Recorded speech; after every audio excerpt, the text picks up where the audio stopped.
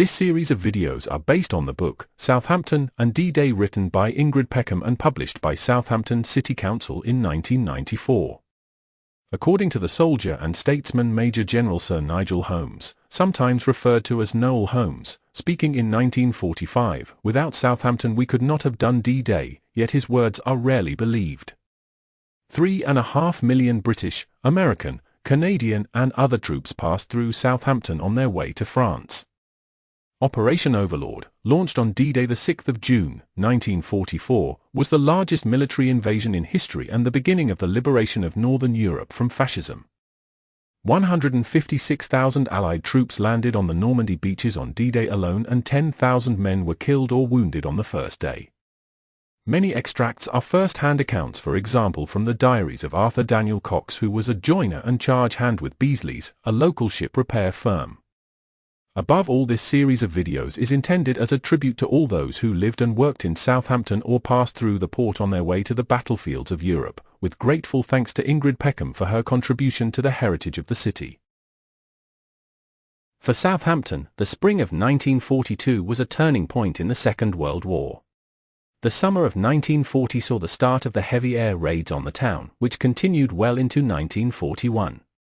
The worst raids, Southampton's Blitz, occurred on November 23, November 30 and December 1, 1940.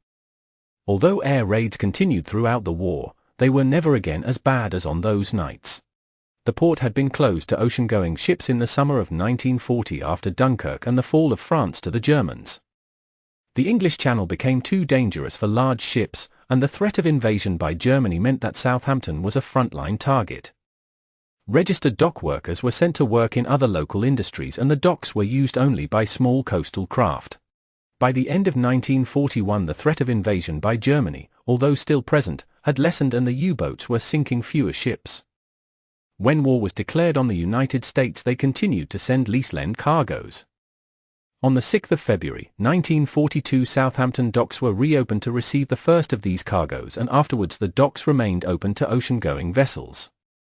According to the diary entry dated Monday 2 February, 1942 from Arthur Cox, "Most of the men in the yard have got hold of a story about the docks being reopened for cargo work. For ships are supposed to arrive today. Whether this is true or not, I cannot find out from official sources." In February of that year, lease-lend cargoes began to arrive in the port from America. Then followed the gradual build-up to D-Day and Operation Overlord. The registered dock workers were recalled to the port, although the arrival of each ship was kept secret, therefore it was not possible to give good notice of when they were needed. This caused problems for the employers who had to release the dock workers. The Borough Council's electricity department complained that, with the shortage of labour, it could not afford to lose the dock workers, who were retrained. Other council departments also protested. Work in the port continued day and night, and the volume of traffic in 1942 and 1943 approximated that of pre-war years. The cargoes came mainly from the USA and Canada and included food, timber, metals, and military equipment. The local shipyards remained busy throughout the war, repairing and converting ships. Thornycroft & Co. built many new ships at their Woolston yard, and other local industries changed over to the production of military goods.